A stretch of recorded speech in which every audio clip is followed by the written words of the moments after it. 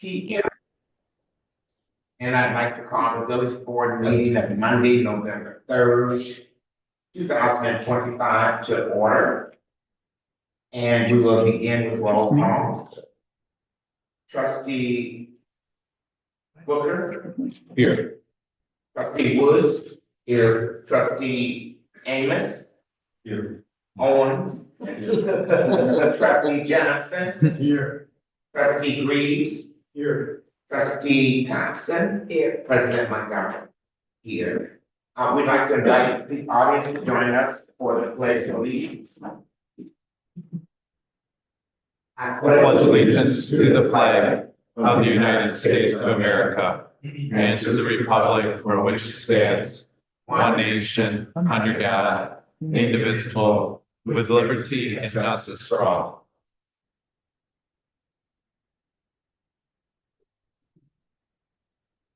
The next thing on our agenda, are there any persons desiring to be heard? There are not, President. Thank you.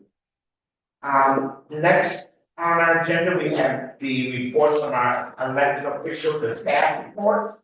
That's in your packet. Are there any questions? Comments?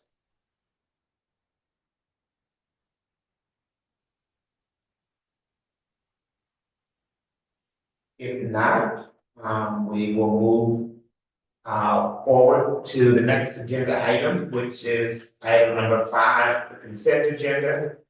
Consideration of minutes of the October 6, 2025 meeting.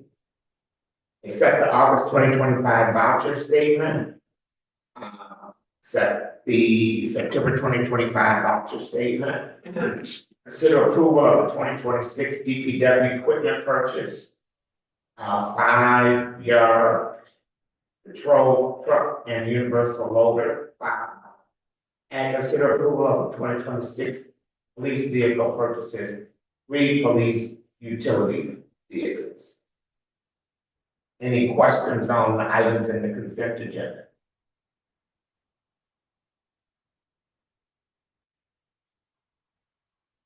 And these were in their budget proposed already. Yeah, we talked about that at the Public Works Committee, last month in October. Yeah. And they approved. Yeah. So if there are no questions, we have a motion to approve the consent agenda. I'm going to be approved the consent agenda. Is there a second? Second. It's been moved by trustee Thompson and seconded by trustee Greaves to approve the consent agenda. All those in favor? Aye. Any opposed? Ayes have it, motion carries. Thank you. Our new business.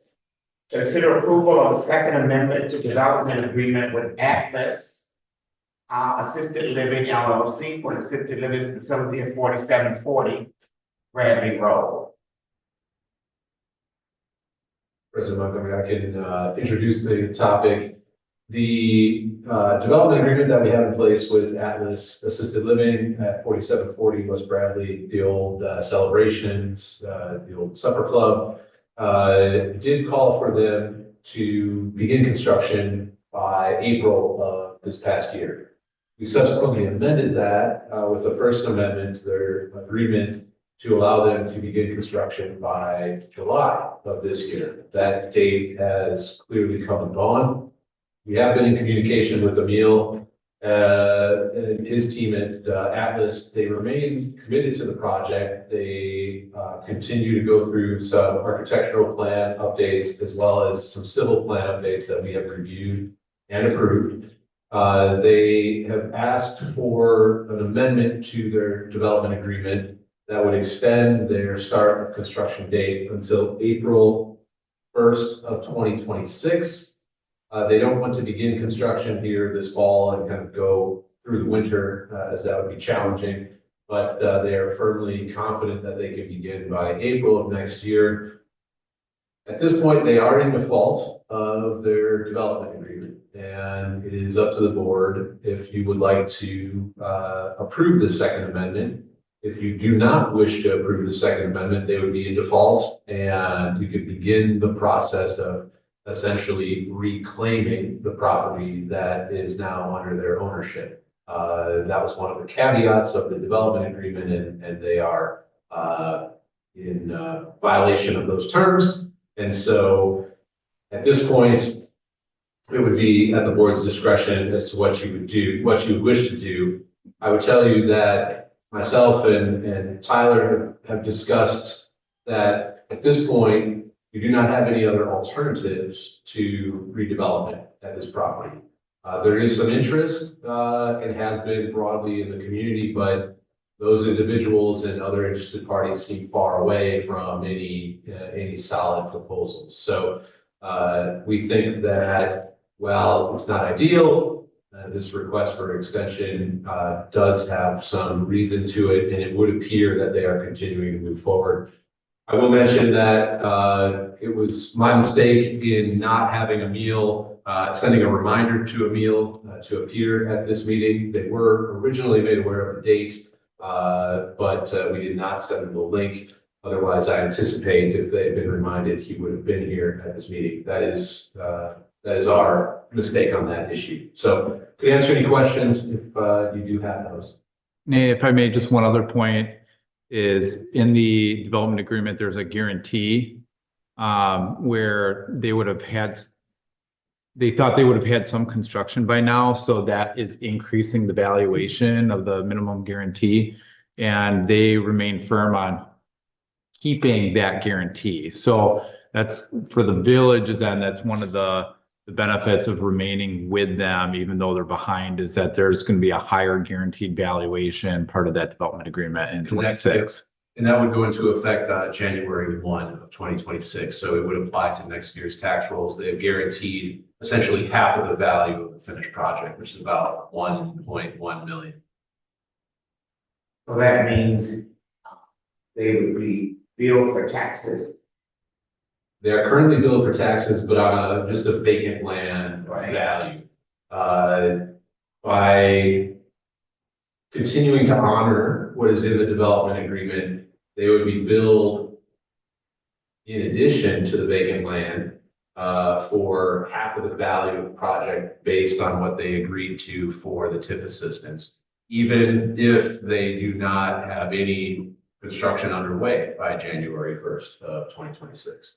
Typically, our assessor would look at a property and say, make an evaluation as to how far along the property is, how much value there truly is there. And even if it were to remain vacant, they would honor that guarantee and be taxed at that rate or at that value. And this is some of you may remember this is the same group that purchased the, I don't know what the name of it. Woven Hearts on Wooddale, it was called previously, across from the new JFS Wooddale Crossing. So in the midst of us waiting for them to do this project, they bought something else in the village. Correct. How often, you've been here much longer than I have. How often have we had agreements people default on? I can think of two in the past. One was at 7600 Teutonia, where we sought redevelopment, and we're talking about that later this evening. Another was back in the kind of financial crisis era, the late 2008, 9, 10 era, General Capital's project. JFS's subsequent development there, that project was in default, and General Capital had to come back to the village for requested changes. Yeah, and if we don't amend this second, or approve the second amendment, it does not preclude them from coming back if they're ready to do something and that property is still there. I mean, we don't approve this second amendment. Yes.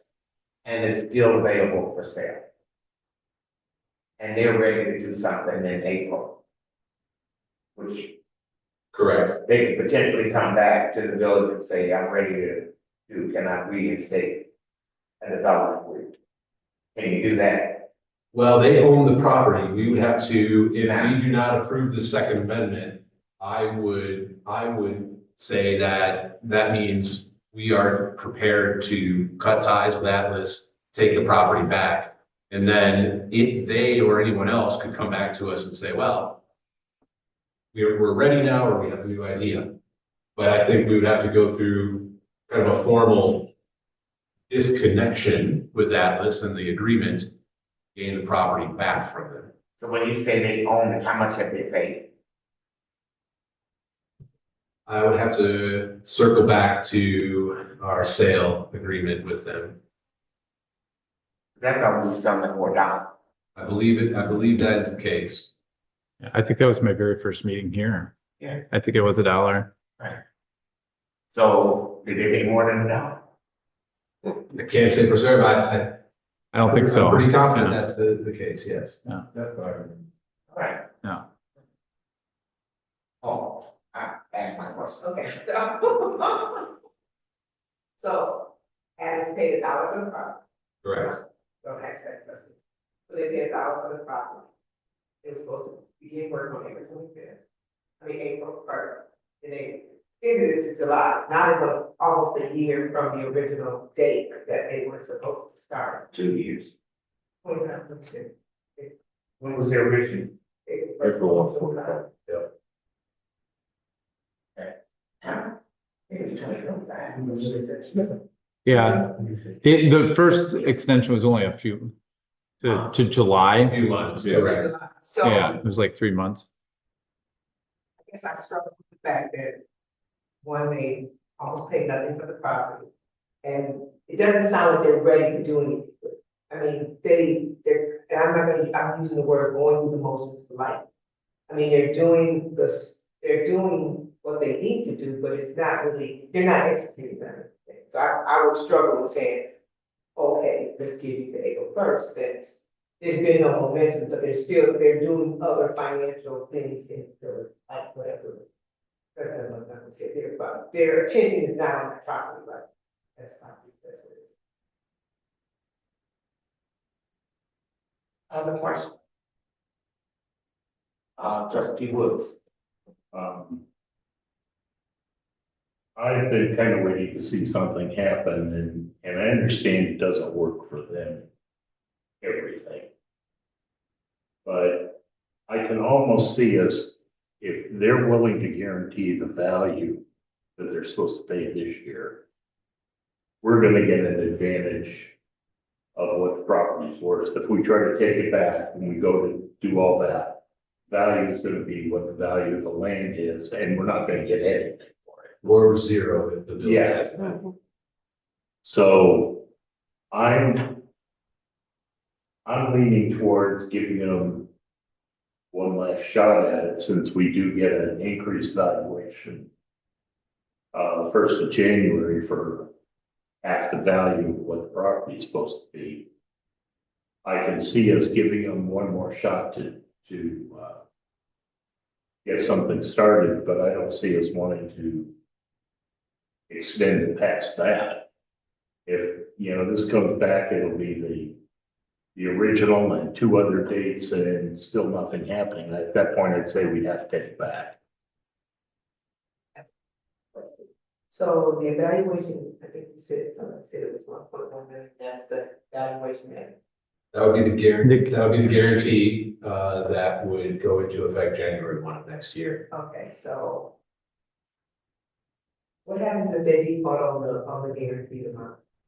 I'm just trying to figure, I mean, I hear what Trustee Woods. Like that payment to the village? Right. Well, I think then if we had that, that's where Nate and I would approach you to let you know that there was a default and what action you would want to take at that point in time, which we would know that before April. So that would be a checkpoint we would have with all of you at that point in time. So we would still have the option. Tax levy except the 31st. Or January. So. Or would it be the following year? And now I'm starting to think about we wouldn't see that till the following year because it's still going to show up as 0 on the tax Yes. 25. Yeah, so the January 1, 2026 valuation will be determined on the following year, so we wouldn't know until 27. So really, The April date really is gonna be, you know, if they don't start building by April first, that will come before a lack of tax payment for the guaranteed value. Okay, so then after the April date, they're still responsible for that evaluation. They would still be responsible for that tax bill, yes. Does anybody know the history of Atlas? What their business deals have been, they, I mean, they've done a number of facilities. I know during the presentation they gave a few examples in, is it Mequon, Heartland or Hartford? Yeah. Hartford? they have, the Woven Hearts facility is now their fourth facility, I believe. And so they have a track record of other, kind of well-run, CBRFs or assisted living facilities, all of similar size, mostly in that, 8 to 20 bed, size. And I recall in our due diligence, they did not have any outstanding issues with, DHS in terms of violations and so forth. There was one issue that we were able to clarify.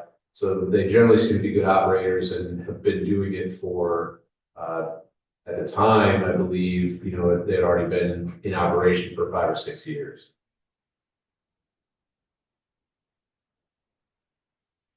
Other questions you have? Trustee Johnson? This is related to the silver plan. You mentioned that you just recently met with them. And so had they went through the full approval process to even start construction? So they have almost done everything they need. They need to get their architectural plans completed. And through our building board and then through either E-Plan or the state for issuance of a building permit. So they have their civil plans reviewed, approved by us. That is all good to go, but the architectural plans are lagging. Yeah, and that's a concern for me, because this is not a new project. This is a project that they've been working on. And usually they have the architectural plans, even sometimes before you have the civil plans. So complete. So Trustee Johnson, what they've explained to us is that their architect was an older gentleman who ended up having some part failure, and they had to switch architects pretty recently and had to kind of pick up where he had left off. So that was a part of their issue, is what they claimed.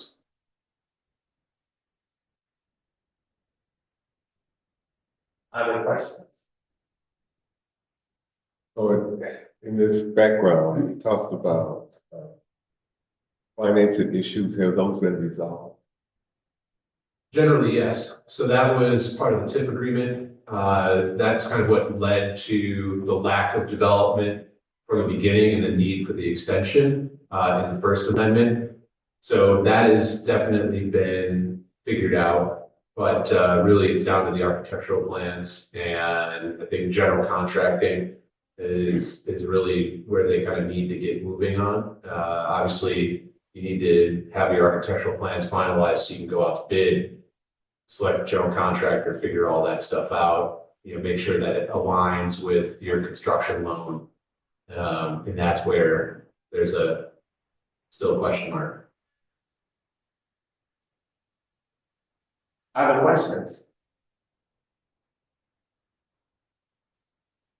Yes, Trustee Johnson. So at this point, is staff recommending that we approve the Second Amendment? We are not because it's something that we're, I guess, overly excited about in the sense of the continued delays, but more so to Jeff's point in that we think their willingness to guarantee the tax value on the property demonstrates their commitment to the project, the lack of true alternatives that we see at this point in time. And we think that this really should be probably their last extension. If there is if there is to be approval this evening, we think that this should be the last time, and we can relay that pretty effectively, I think, to Atlas so that they are aware of the concerns that the board has and staff has. I think another reason behind that recommendation too is as a reminder that's tax incremental financing district number 6. And so, you know, down there with like the Bradley Shopping Center and that, if we can get some additional increment in that TID and revenue, you know, we can use that for some of the other projects that we have in mind there. And also just working with the general park and open space there with the county, you know, there's some potential really good projects that could really help the community there. So, you know, if we end up deciding not to extend the development agreement and start from scratch, you're looking, you know, just because there's no project ready or anything, it's going to probably delay something at least at a minimum 2 to 3 years where no increment would be realized. So, you know, that's there's some really financial benefits there, and just knowing how far along they are. And, you know, I think that's why staff feels, you know, one last shot would be worthwhile. But yeah, I mean, if they default again when it comes to April 1st, I mean, that would be 3 in a row where I think would be problematic enough where we're seeing a trend.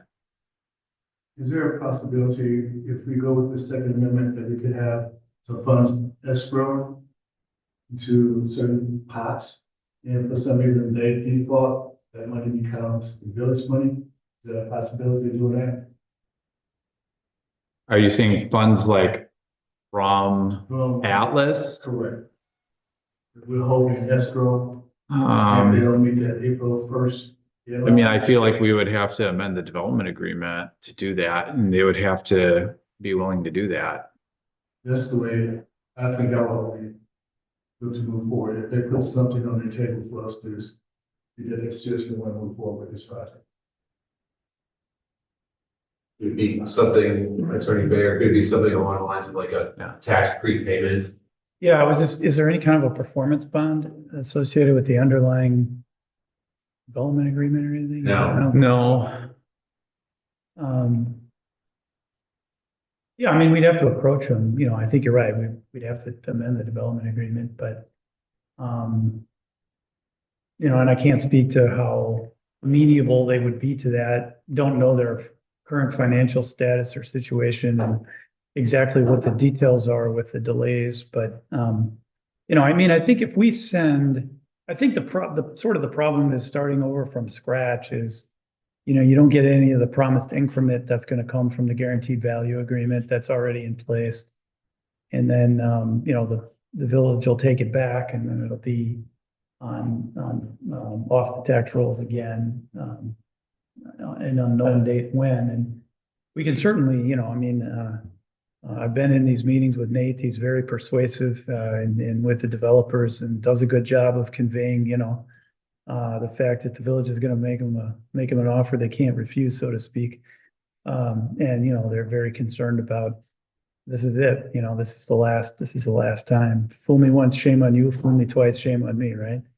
And, you know, April's not, you know, I mean, it's not forever, but yeah, I mean, we could approach them and ask them and say that the board wants to do this and ask them about it, but we couldn't, in my opinion, we would not be able to unilaterally impose it. We would have to negotiate with them.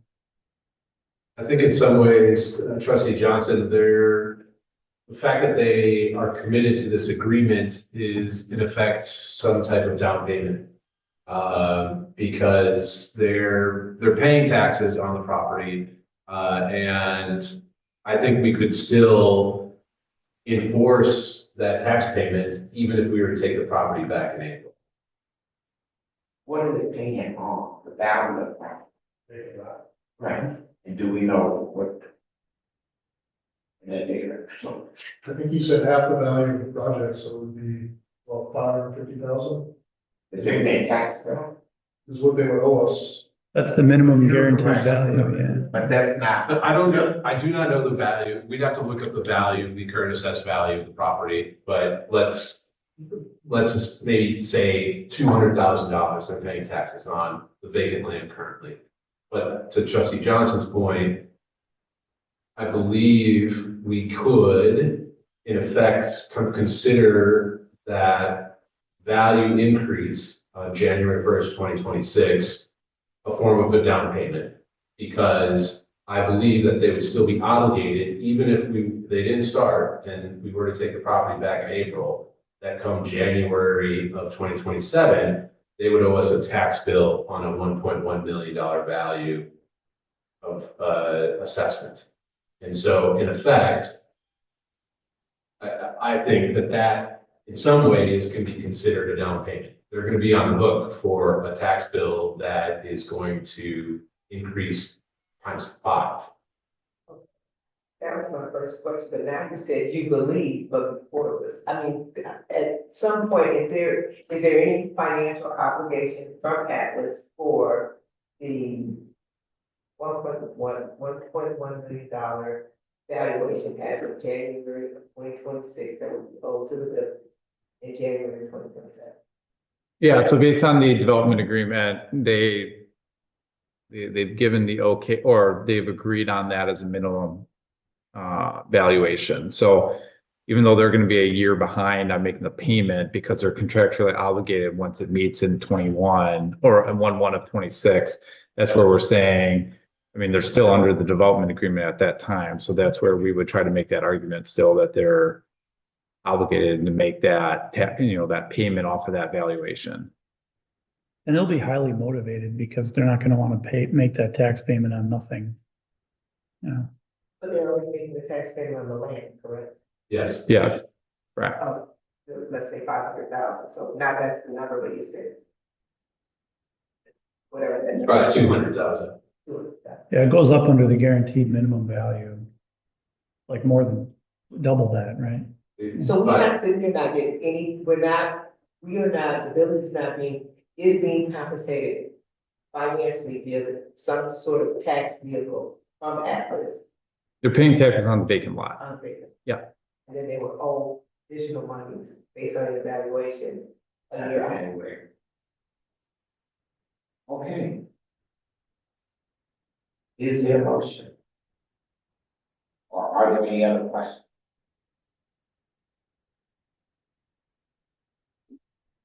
Is there a motion? I'll make the motion. I think, I move that we approve the second amendment to the development agreement for Atlas Assisted Living at 4740 West Bradley Road. Is there a second? Yeah, I'll second. It's been moved by trustee Woods and seconded by trustee Jones. To approve the development agreement. All those in favor? Abstain. Okay. One abstention, one opposed, 1, 2, 3. Motion here.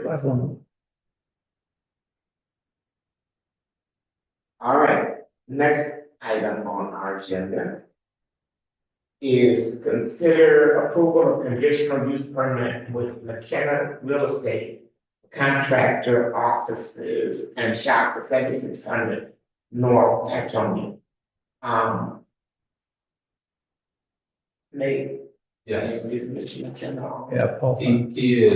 Paul is with us here this evening. I'll give a brief introduction. Paul could add anything to it that I may be missing.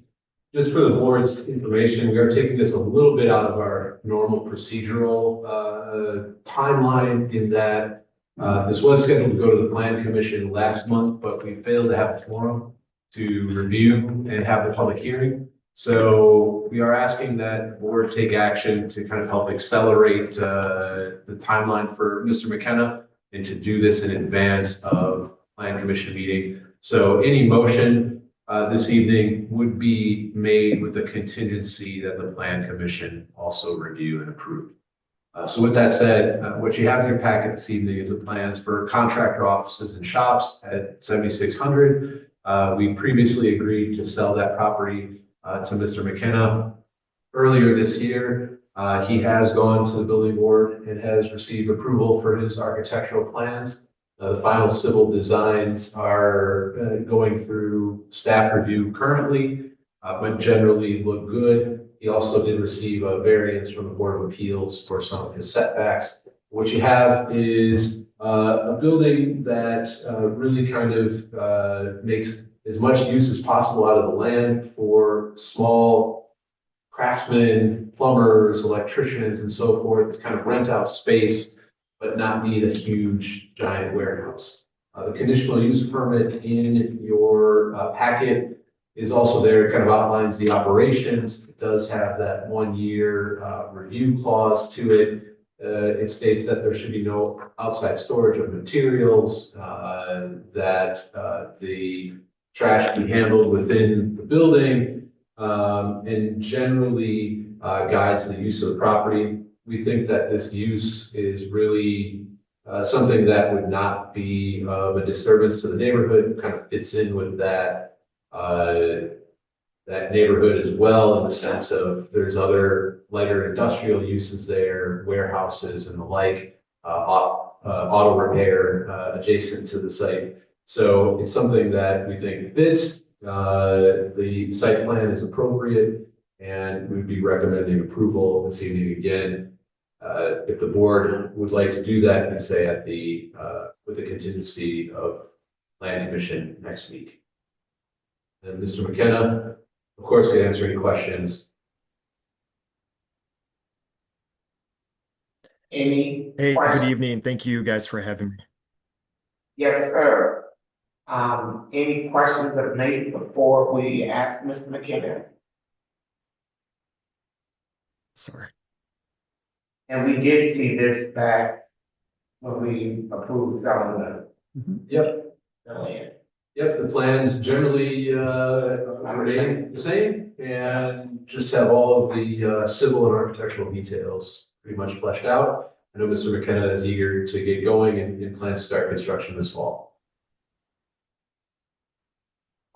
Trustee Owens. Do you have any potential, renters? At this point?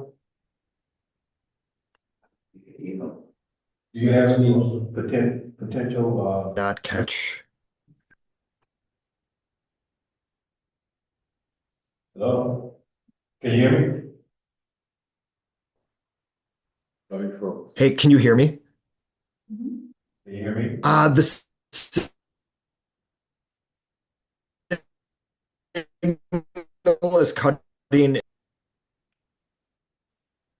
Is it possible I can call in? Can I call you guys? There's no chat. That or put it in the chat, Mr. Put it in McKenna. the chat. Can I call? Can you hear me now? We can hear you. Good evening. Good evening. Hello, can you guys hear me? Yes.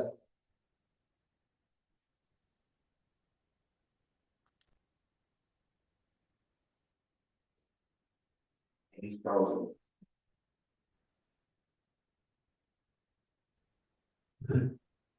Give him my cell phone. Just put in 608-921-3327. I'm sorry, I'm not hearing anything you guys are. 608. 921-3327. I'll put on speaker. 3397. 27. Could you say it again, please? 60. To the chat. Chat, check the chat. We're gonna have to do an IT request because Mitch texted that our connection is bad. He's actually can hear Paul really well, but he can't hear us well. And Nathan mentioned that he's seeing the connection's really bad too. So we'll have to check our Wi-Fi connection in here. Yes. All right, go ahead, Paul. Paul, the question was from a village trustee about if you have any renters at the moment lined up. Yes, so I actually have. Yes, so I actually have. Expressed interest. One is ready to sign a lease, but I am hesitant to do that just because of timeline. I'm really trying to break ground and get going as soon as possible, but because winter is fast approaching, just you know, a little fearful about committing to a specific time at this point. Other questions?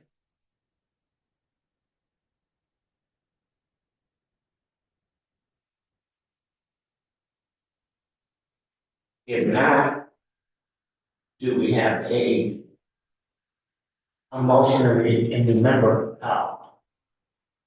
this is contingent upon the planning commission, which meets next week, yes.